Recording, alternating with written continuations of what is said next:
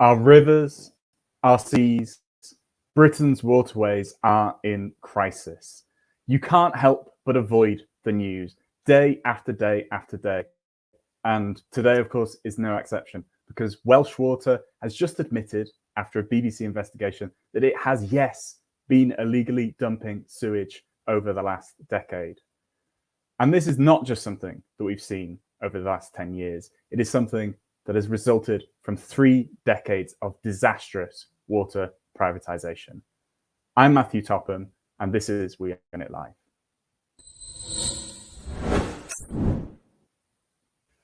This water crisis has been developing for years. And it is something we at We Own It have been campaigning against, because We Own It is here, as lots of folks joining us across the country are, to campaign for services that work for people and not just for profit.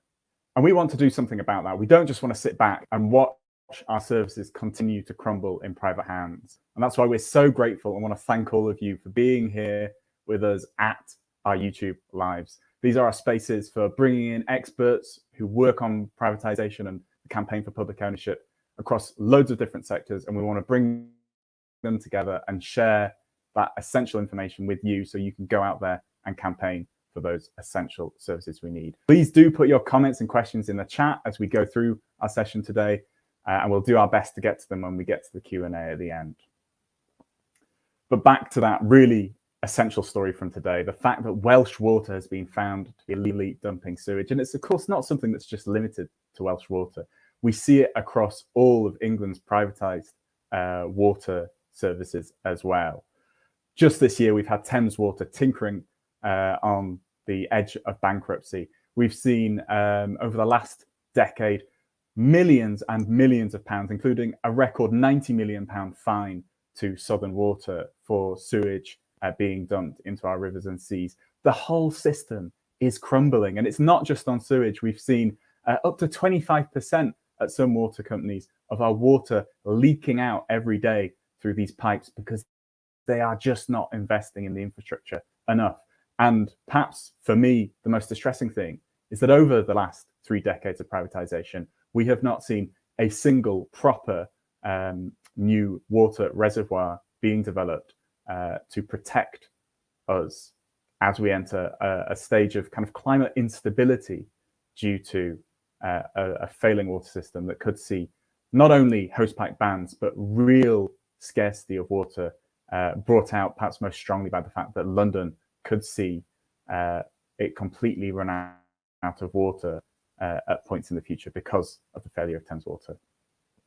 So we know that the crisis is severe, but I'm glad that it's not just me here to talk doom and gloom about it today. We are going to be joined by the absolutely fantastic Professor David Hall, who We Own It has worked with, and anyone who follows the story of water privatisation will know his work. Fantastic to have you with us, Dave. It's fantastic to be here, Matthew. Thanks.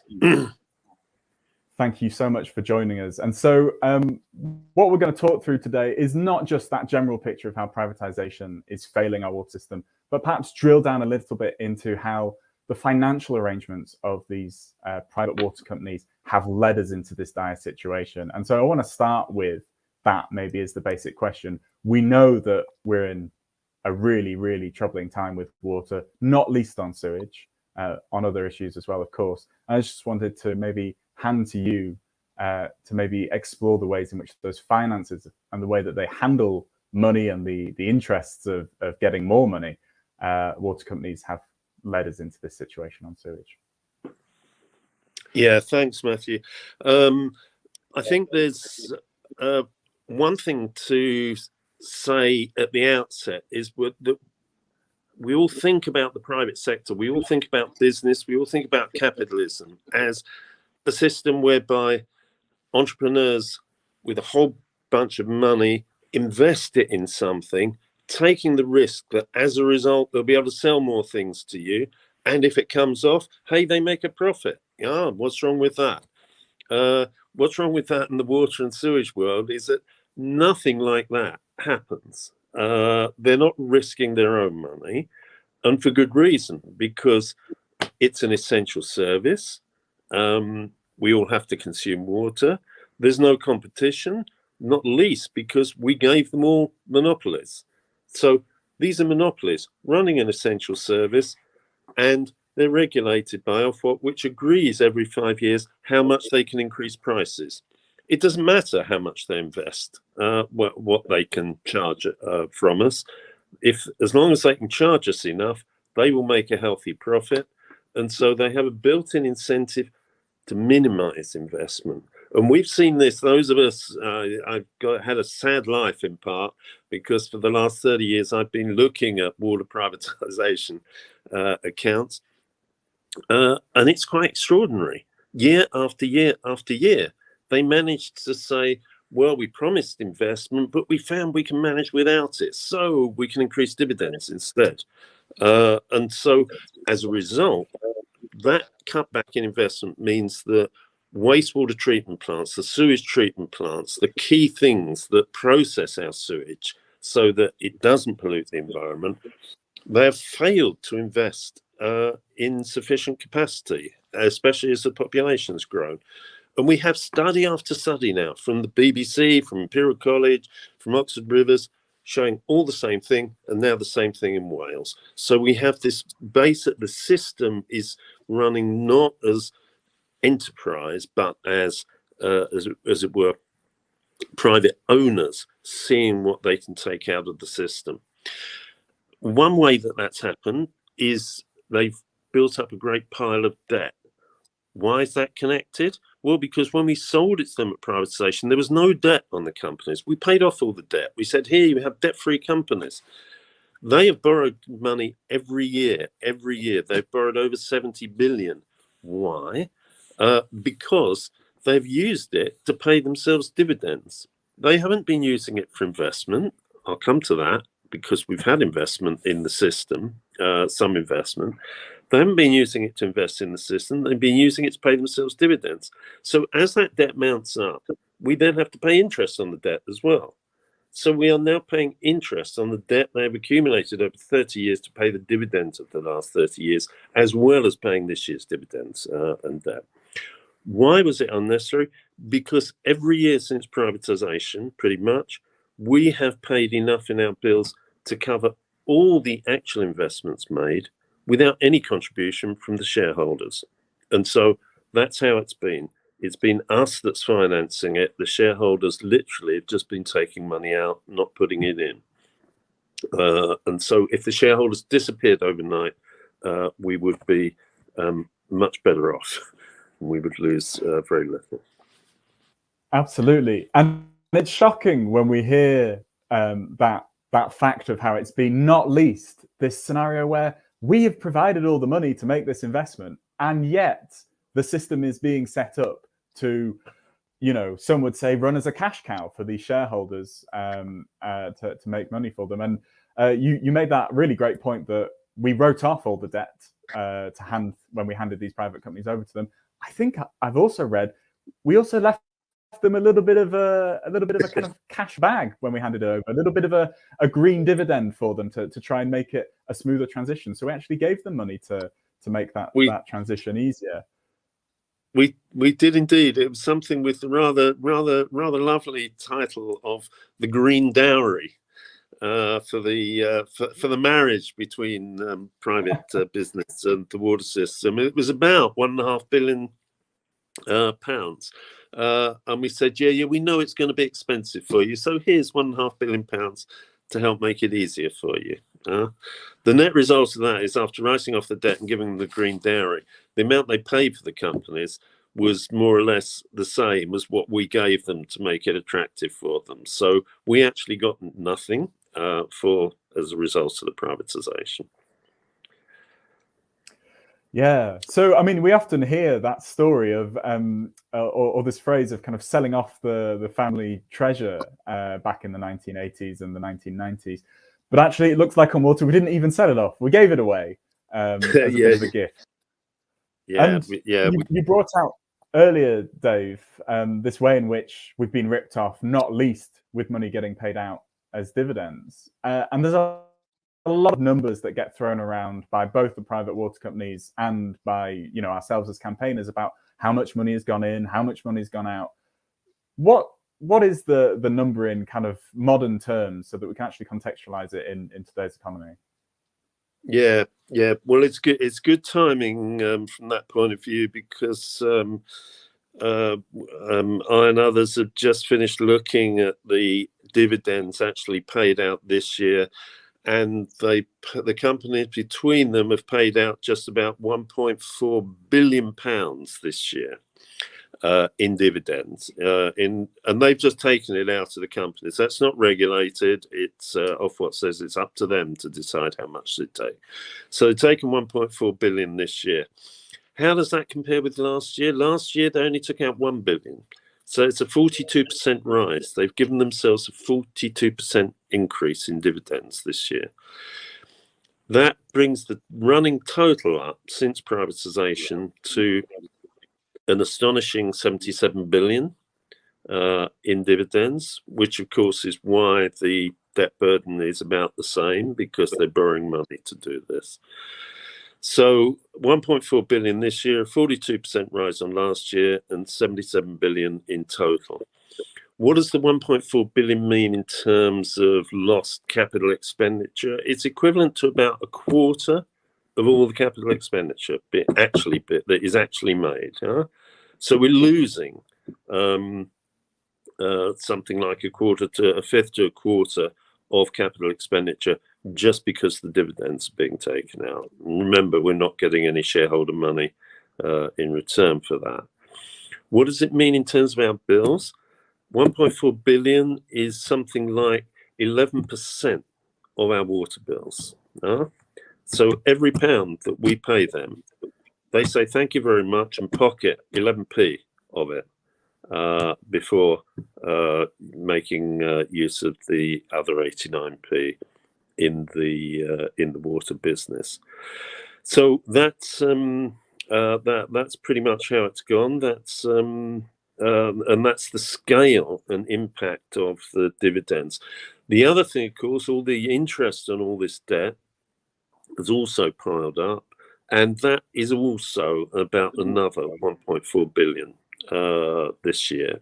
So between them, they're paying out to shareholders or to creditors something like 50% of capital, the equivalent of 50% of all the capital expenditure. It's a huge loss.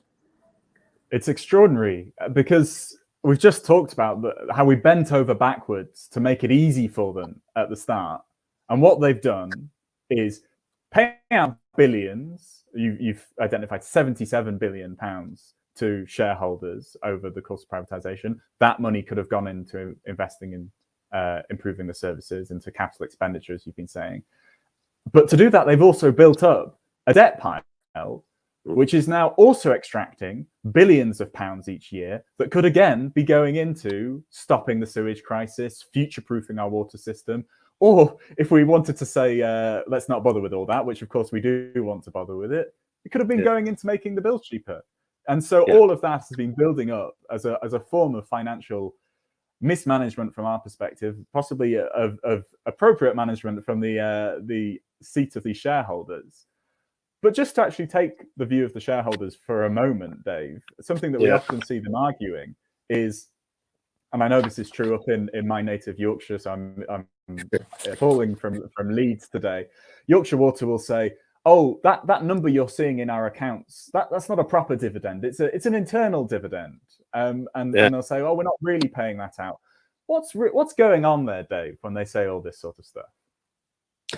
What's going on there is very simply that they're saying that because they put a kind of a ladder of holding companies, intermediate companies between our water company and the ultimate shareholders. Literally, the companies are saying, well, we're just paying the dividends to the company at the bottom of the pile. That's not the ultimate shareholders. We're not paying any dividends to the ultimate shareholders. And that literally is what they mean when they say we're paying internal dividends to other companies in the group, but not to the ultimate shareholders. Of course, it's quite wrong to say that that's a significant difference. Unfortunately, it's one point on which Ofwat agree with us. Ofwat say if they pay dividends, they've taken it out of the regulated company, full stop. What happens after that is it's in the hands of the shareholders of companies owned by the shareholders. They can do with it what they want. They can go on holidays, they can invest it somewhere else, and it's quite right. So paying out internal dividends is what it means. But it's astonishing how the companies are prepared to, in my view, simply lie in public by claiming they haven't paid dividends for several years. I remember one of the last radio appearances that Sarah Bentley made before she resigned as CEO of Thames Water. On the Today programme one morning, she claimed that Thames Water hasn't paid any dividends for 5 years.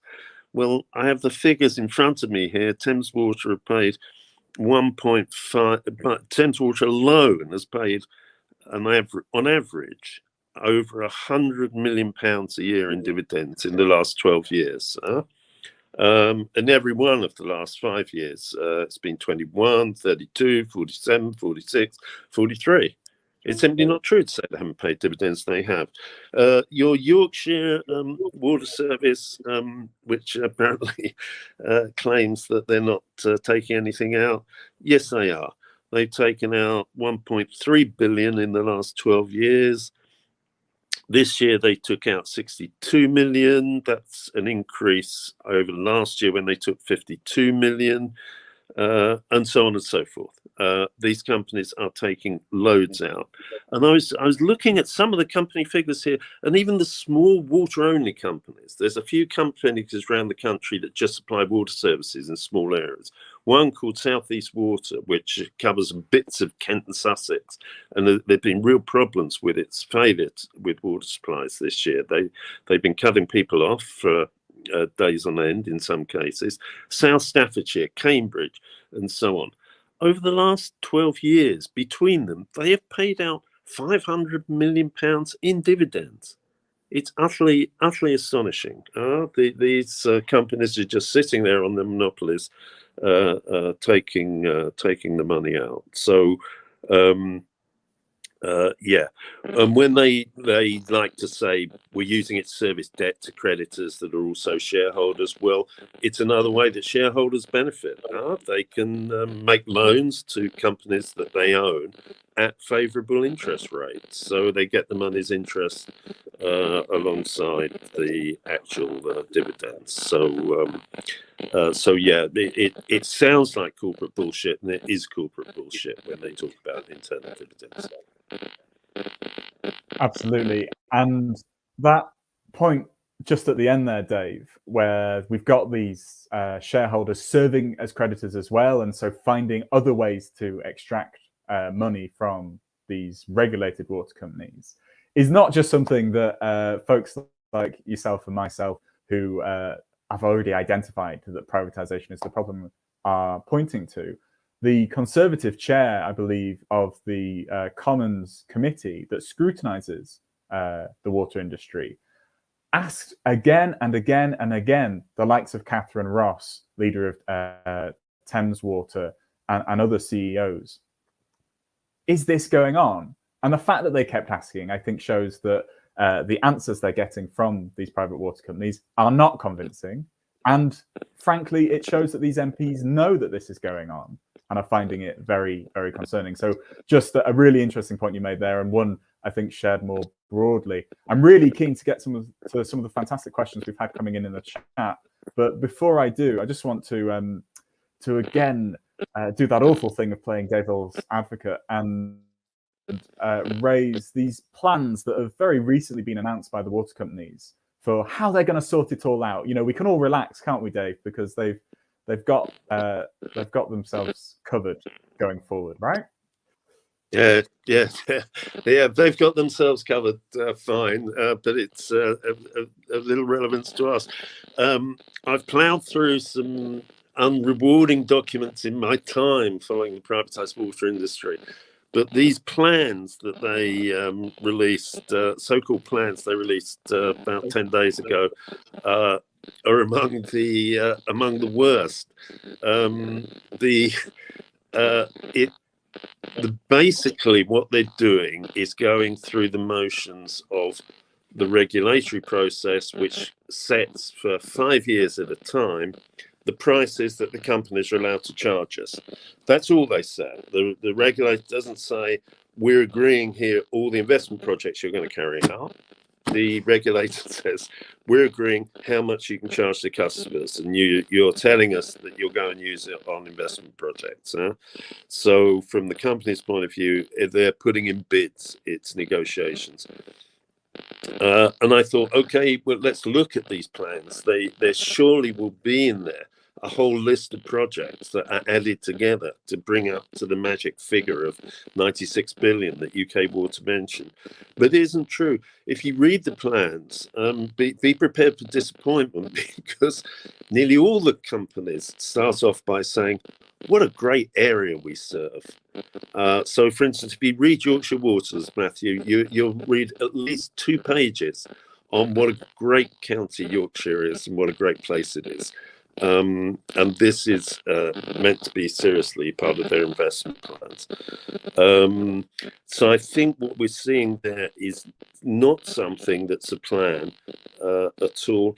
And that's part of the problem with the privatisations. What we don't have is a system of public planning, that in infrastructure systems, and water and sewage is a perfect example now, with problems that are being experienced not just in England but elsewhere, with systems needing expansion to cope with new demands. You need to sit down, talk through, using democratic mechanisms, what people want to see, how they want to see it, how they want to engage. And so we've been, one of the things we've been looking at is what happens elsewhere in the world. Elsewhere in the world, 90% of water systems in the world are run by the public sector. That's true in the USA, it's true in Germany, it's true all over the place. Why is that? Because when you look at what they do with something like sewage overflows, or like with the recent drought, or the drought a few years ago in Cape Town, they sit down, they have intense public discussions. They agree how to reduce water consumption to manage the situation. They agree how they're going to create green infrastructure to soak up some of the runoffs from the drainage runoffs that cause the sewage overflows. In India, India has just in the middle of a process where they are connecting 90 million rural households. That's the equivalent of about 500 million people. That's pretty much the whole of Europe, right? Rural households in India, people being connected for the first time, they're doing that in 6 years with a committed program of investing public finance, because that was what was worked through in many discussions over many years. They would laugh with contempt at our water companies telling us, well, we'll sort things out by 2070 or 2050. 2090, Southeast Water have broken the record.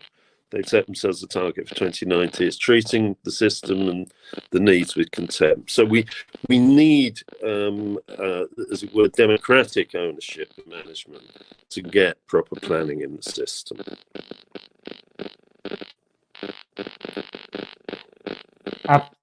Absolutely. I mean, it always amazes me as we look across other countries just how much better their systems are. And 2 of the key things that you talked about there that I've seen examples of: one, a serious program of investment.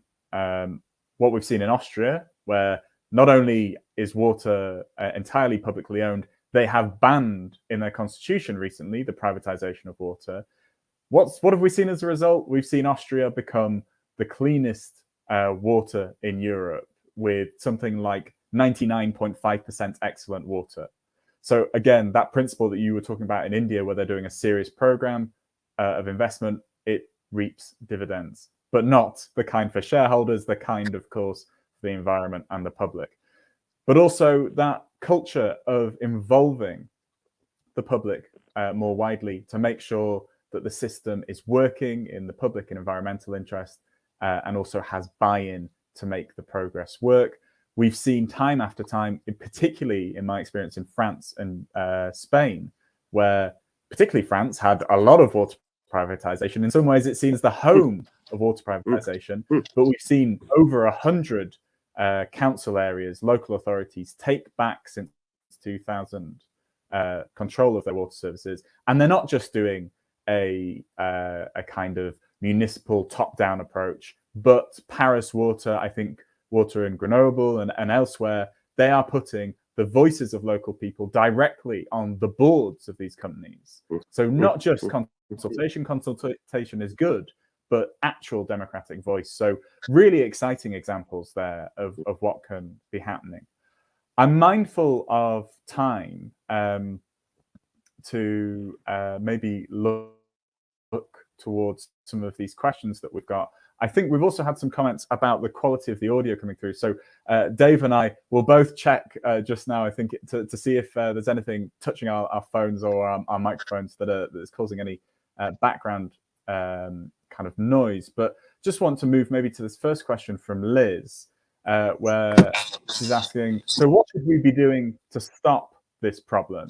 And how do you think water would be best managed and paid for in future? Now, we've started to address some of those issues, but I know, Dave, you've got some thoughts about how we might practically move to get back control of our water in this country and get us on a similar footing to elsewhere. I wonder if you'd be willing to share some of those practical steps with us. Yeah, that's right. A few years ago, there was the Labour Party leadership was committed to taking water and other utilities into public ownership if they're elected into government. That's no longer the case, but that doesn't mean that it's impossible until we find some party or some other government that will commit to do that. It can be done, and it may even be better to do it like this on a case-by-case basis, because there's a legal process known as special administration, which has been used in the past. For example, some of us are old enough to remember before Network Rail, there was a privatised company called Railtrack, which was performing appallingly, and that was taken into special administration, partly because it was under financial pressure, but partly because it was performing badly. The special administration process, water, that says we can do this, the government can do this. Once a specific company is in special administration, the government then sorts it out however it sees fit to make it possible to do better, and then transfers it to a responsible owner. And that's the key step. That's why it's a way of getting back public ownership, because that final owner, as was the case with Network Rail, can be a public sector company. So what that means now, I think, is we should focus on rebuilding, in effect, regional public sector water authorities or shadow authorities, ready to take over ownership of the water companies. They're perfectly competent workers inside the companies who will carry on. It's the key ownership and finance responsibilities and the public planning responsibilities we want back in public hands.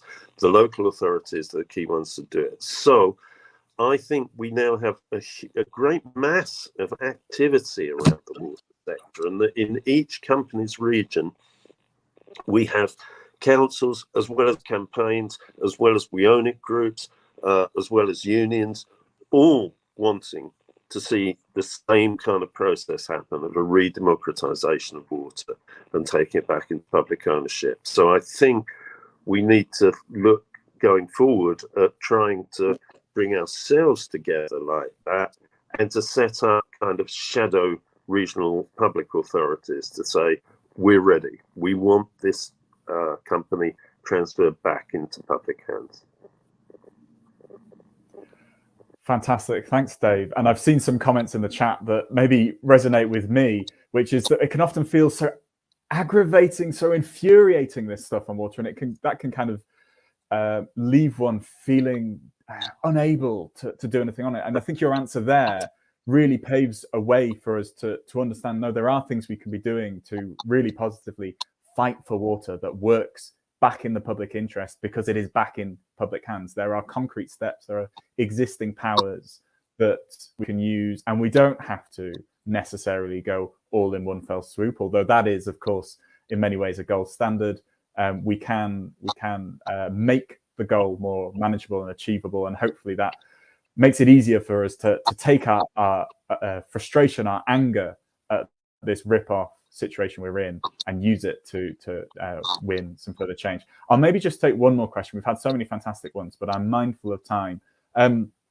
There's a phrase that I've seen lots of folks use, and it's been in the press, and I think it's particularly this phrase of the water companies being environmentally insolvent. And we've had this question from Jen Williams asking, have we seen the research by Richard Murphy on water and this phrase around insolvency?